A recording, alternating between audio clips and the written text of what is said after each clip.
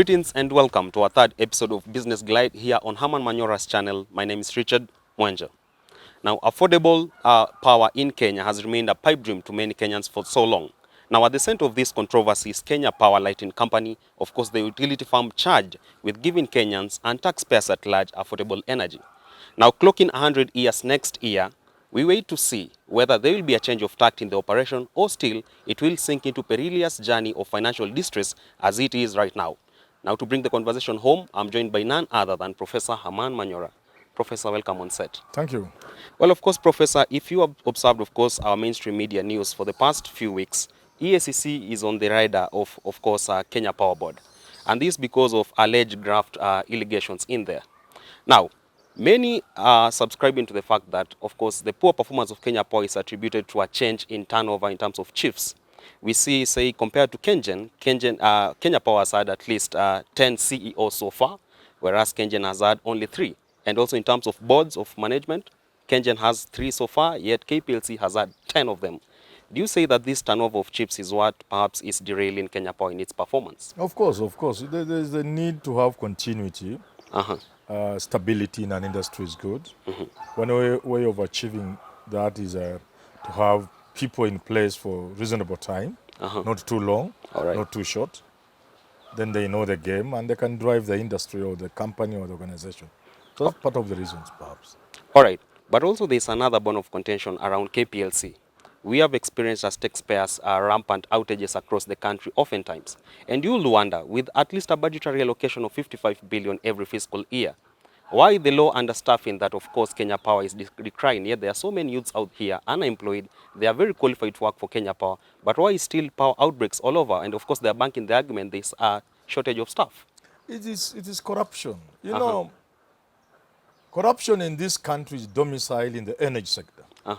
Whether you are talking about Kenya Power, Kengen, buying of power, whether you are talking about geothermal, wind power, all these are riddled with corruption. All right. So back home, in terms of understaffing, you know how the game is played. All right. First, the job is shoddy. Because the job is shoddy, there is what you are now calling power outage. All right. Okay? Blackouts. And then there is a need to have people work on it to restore electricity to homes and industries. Now, what you do strategically is to make sure you don't have enough staff. So there's an emergency somewhere, the correct corner. All right. You don't have enough staff in the office. Who comes on board? The private contractors. That's a game. It's a simple, stupid game. All right. Yeah. And Professor, sticking to the lane of course, changing chiefs here and there, we have seen the unceremonious, of course, exit of Bernard Ngugi, the immediate former CEO of Kenya Power. And it is alleged that, of course, he has been used as a sacrificial lamb by the top management, the board, of course, and also the raft of directors in there, whereby they use you for graft in the system. And when, of course, EACC is on your right and, of course, also legislative committees in charge of energy, then they face you out and you're unceremoniously kicked out of the company. Do you subscribe to such? Those sacrificial lamb. You see, the kind of theft, let's just call it theft, it's not corruption. All right. The kind of theft that goes on in a place like KPLC, whatever they are called, Kenya Power, it cannot be done by an individual. You know, this is top-level business, top-level theft. All right. You, as a person, you can't engage in that. You can't go to Kenya Airways and bring it down the way it is being brought down. As an individual, you'll go to jail. It is bigger players. You are a small man trying to make big people get big money. All right. So they cover you to some extent, but when you are becoming a nuisance, they go home. So, Professor, are you signaling that probably in terms of appointment of parastatal heads in Kenya, now with special focus to QPLC, could this be just appointments based on political leaning rather than, of course, efficiency? So, of course, if they gave me a job, like me, Manyora, you know, they will sack me in 2 months' time because I'm not doing what they want. They give you a job not to work. All right. Nobody in this country is given a job to work. Please, you'll go home. Ask PLO. They give you a job so that you become a conduit for them to eat. But what happened? You execute their schemes of eating. But what happened to, of course, the credentials of these senior people in corporate, of course, highly educated individuals? You'll expect them, of course, to fight against the government when government is coming on board and saying, okay, I need 100 million here and there. Wouldn't you now stand up for your right as, of course, the boss of CEO and say, hey, if it's a politician, I'm not going to give you these tenders, etc., because I'm a straight man. I'm highly educated and I know what corruption can do to the economy. Why can't they think from that lane? These are highly public scholars. We live in a country where money is everything. All right. You get a job like that and 6 months you have not changed your status, people call you a stupid man. All right. Hati yako in charge of KPLC has not employed the whole village and the whole clan. All right. And he's still driving a small Toyota vehicle. This is a stupid man. That is the kind of country we live in. Right. And therefore, even the strongest, they break. All right. It is a big problem that you cannot place on the doorsteps of an individual. Of course, there are 1 or 2 men who can do these things, but they are outnumbered. The saying is, if you are normal in a nut house, then there's something wrong with you. All right, sir. And of course, we have seen the Kenya Electrical Trades and Allied Union Workers Chief, of course, Mr. Ernest Nadome. Of course, he had issued a strike notice, of course, last week. But then, of course, that has been halted pending negotiations with, of course, Charles Keter and other players in the energy sector. Do you see a prudent, of course, decision coming up from the meeting, or it's just the on and off negotiations? These are suckers, done? the usual suckers. You know, all right. The different players must put up a show that they are working. All right. There's some little fight here and there, so that the eating can continue unabated. Occasionally, you will be called upon to put up a small show. All right. Yeah. So you mean, of course, this, of course, graft goes all the way deep into the union itself? It is everywhere. This is a rotten society. We must have an honest conversation. We must know where to begin. I fear, however, that is not going to happen soon. And for that reason, and I keep warning, that we are pushing this country to a very bad place. All right. People will get fed up. And when people get fed up, they will do bad things. And I hope we don't get there. All right, sir. We saw last week when, of course, KPLC Board of Management, led by their chairperson, Madam, of course, Vivian Yeda, when they were facing the Legislative Committee, of course, into intrigues around KPLC, she came out and, of course, blasted the legislators that they are instead lecturing her and the team instead, of course, having negotiations. Now, when you face the legal committees around Parliament to investigate on parastatals, should we go there to discuss, or I should be there for interrogation? Because, I mean, she came forward and said, why are you guys lecturing me? Yet the same committee has the responsibility of course, putting them to task in terms of accountability, etc. So this has been a line that has been used by many parastatal heads as scapegoats for being economical with truth when they go to Parliament. So do you see this trend going on? The whole thing of committee interrogation is a circus. Really? If you want to know there's no committee work in this, these are people who are 2 things. Members of Parliament fight to belong to committees. All 4, 5, 3, 4, 5 committees. Merely for the purposes of drawing allowances. All right. Again, they have said it, not outsiders, not me, not you. There have been accusations from within Parliament itself that committees, chair of committees, committee members have been compromised by people being investigated. It's come from Parliament, not from me. All right. So, draw allowances, be compromised by the people you are investigating, do a shoddy job, and even the capacity of our committees. If you want to know what I'm talking about, try and follow a committee in the United States of America. You will see how a committee works. The kind of research, the team behind the men and women in those committees. Sometimes you see them seated behind them. Here, a guy is here, there's staff behind him, within the chambers. All right. 6, 7 guys giving him documents. You can see even the seriousness. Backed on the legal framework and all that. Yes, and the questions they ask, the interrogation. These people go and ask questions you could ask when you're on River Road. All right. Yeah. Now, so Professor, there's really nothing that can come out of. So I wouldn't even blame them. Because if they had been prepared, all right, this woman would not talk the way she was talking. This lady wouldn't. All right. Matiang'i wouldn't have given them Amsomo. Because they were not they don't know what they are talking about. And therefore, you cannot use parliamentary committees to do any work in this country. It's a joke. All right, sir. And in the public circles, we have the Mwongozo Act of Conduct, of course, which caps the number of meetings a board of management can have. and it has capped it at 6 meetings, of course, including special ones. But of course, last year we saw Kenya Power, of course, doing 115 minutes. That means a third of their year was, on, of course, in special house discussions. Yet nothing sober came out of it. So are they propelled much by allowances in the, of course, sitting allowances, etc., rather than going there, of course, to do their job? Because these people are earning good money. If you are the board of management, you are an expatriate. Why will you just be, of course, motivated by the sitting allowance? You do 115 minutes, meetings the year and nothing comes out. You see, many meetings are an admission of the inability to make decisions. All right. It used to be in the civil service. I'm happy the civil service has reduced the number of... Every time you went to see somebody, there are meetings. They are in meeting. They are in meeting. 1 week, somebody's in until you go back. If you had come from somewhere from Turkana to come and be attended to in Nakuru. All right. Provincial headquarters. The officer is in meetings 24/7. That now is still the preserve of the... It is domicile in parastatos. Too many meetings is an admission of inability to make decisions.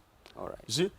Again, you must also understand the many meetings within the parastatos as an inducement to the members, a sleep-inducing mechanism, so that you are happy with the allowances. And there's a lot of travel, by the way. Even if you curtail the number of meetings, there will be so many travel. The CEO is going to Brazil. He takes with him 2-3 board members. All right. Oh, we are writing a report.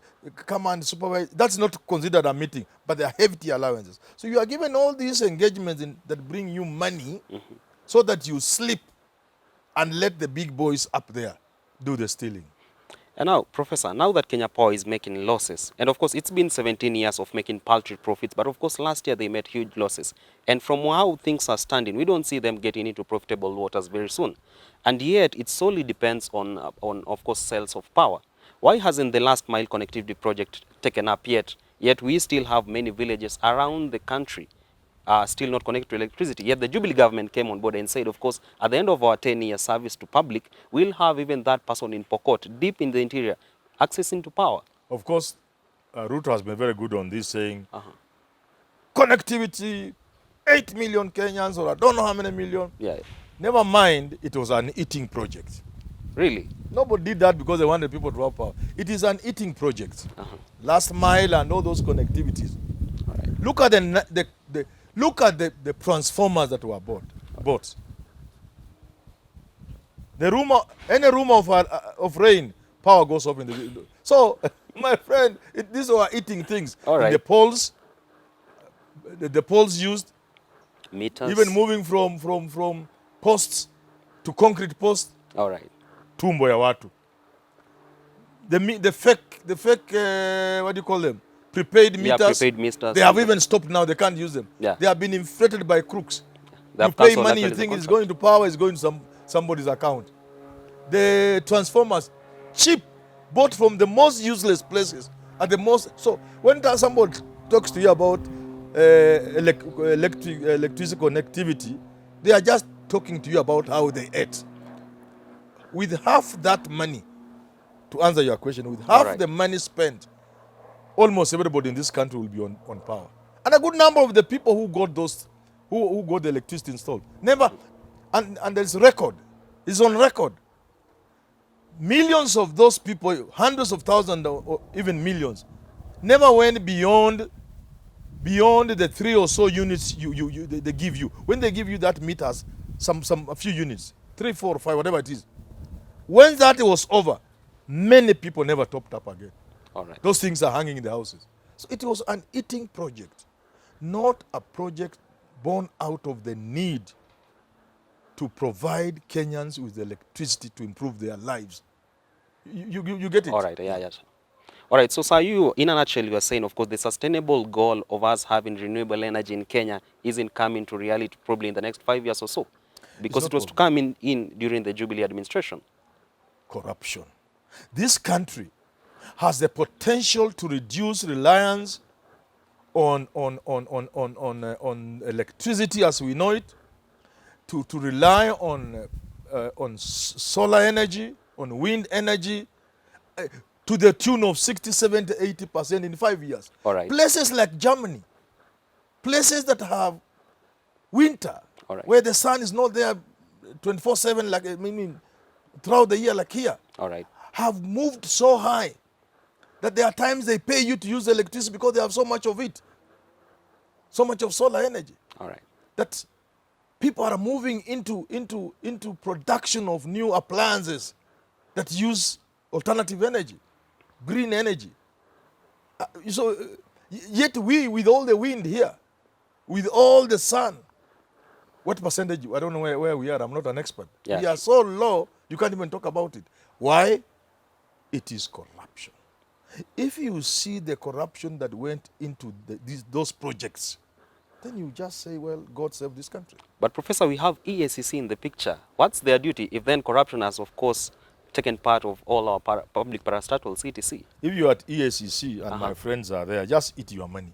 Nobody ever put there at your work. And I've told you, PLO, nobody wants you to work. Countries that fight corruption and the theft of public resources don't put unnecessary agencies like EACC. All right. When we were being asked to step down on theft in public enterprises, otherwise we are going to be blacklisted. We would not get donor funding. We would not get partners to give us loans and so and so. We put up these things like EACC to show them, look here, we are working. Those countries which work don't need EACC. All right. They don't need anti-corruption bodies. The police are enough. You steal, they arrest you and charge you. What do you need EACC for? So those are the EACC, some of them are my friends. Let them just enjoy a good life. They have good salaries, but they cannot convince me. That integrity center service is a product of corruption. That building was bought from the government. You buy your own thing. Let somebody come and prove me wrong here. Professor, Yes. a mile, of course, in the shoe of EACC officials, what will you do different at EACC? If I was? You are the chair of EACC today. But will I be given the power? That's another question you must ask. If I'm given the power, I'll put everybody in jail. There is a chance that you might be given. Reliable sources no, being given is not enough. I could be given and told, look here, Manyora, you are now an old man, you are about to retire and you are poor. You make some little money and go home. Maybe I could do it. Maybe. I'm not saying I could. I know it's difficult for me to do it. But maybe I'll say, well, true, I'm about to retire. If I can make some money to make me have a nice retirement, I wouldn't want to do that. But I'm saying, all right, I don't want to consider myself a special individual. all right. So I'm just putting myself in the situation many other Kenyans would be in. Right. You are given a job, but those giving you have no intention of you doing that job. And they make everything difficult for you to work. All right. When you attempt to do so, they show you the door like PLO Lumumba. All right. But if I was given that job and I was told, do the job, my friend, I will do two things. I'll put guys in jail. I'll work around some system of forgiveness. All right. They return stolen property. They go home to their families. But the most important thing I'll do is to educate Kenyans on what they are doing to their own country. All right. And where their children will be 50, 100 years from now. That's what I'll do. And I will do that also and make stealing so difficult. All to right. steal will be so difficult. And the pain you'll go through if you are caught. Nobody will ever steal public money. Instead, Professor, why don't you pass such attributes and knowledge in terms of handling corruption to your students? You are a university teacher. So that, of course, you are old enough, so that at least the new generation of leaders will, of course, grow in different ways other than what has been said there by our predecessors. My friend, we do these things in our own small way. We even write. We do shows like this. But in a country where theft is... if you begin talking to your students, they will laugh at you. I have given an example on one of these shows here. All right. A research done 2 or so years ago by the Daily Nation, I think, National Media Group. All right. Young people say they want to be rich. That's all. They want to live good life. If they ask, do you mind how you get the money? Say, no, of course not. How I get the money is not important. That's why we have all these slave queens. All right. Everybody wants to make money. They want good living. All right. And finally, Professor, we saw pump prices going up barely 2 weeks ago. Yes. And of course, they also expected to go a little higher because the KRA is, of course, on the leeway of course, increasing excise duty on particular products along the petroleum line. Now, what will you tell Kenyans, taxpayers? Should they brace up for even a more harder economic times Things ahead? are bad. Let's not talk about this. You need a special show. All right. Call me. We talk about electricity. All right. Electricity, and we talk about power. about petrol and this All other right. fuel. In Ethiopia, for example, cost of petrol, and it's not regulated. All right. There are no price controls in Ethiopia on these things. But fuel in Ethiopia is less than half of what it costs, or less than half. But they have a ripple effect on electricity charges. Then the charges are also, electricity is almost free. So cheap, it's almost free. Really? Yes. You can't, there are countries, for every liter of petrol, you pay like 60 or so shillings in taxes and levies. Do we need to pay all those levies? Just touch one of them like this, and the petrol goes down to 80 shillings. Touch another, it is 70. All right. Touch electricity, and you see how business will boom in this country. Let's talk about it in a special way. All right. On a special day. Well, of course, it's so clear that Kenya Power and Lighting Company is on its deathbed, and the only thing that can resuscitate it right now is coming up with new and better prudent trajectories so that it goes back to profitable waters. Until next time on Business Glide, my name is Richard Mwanja.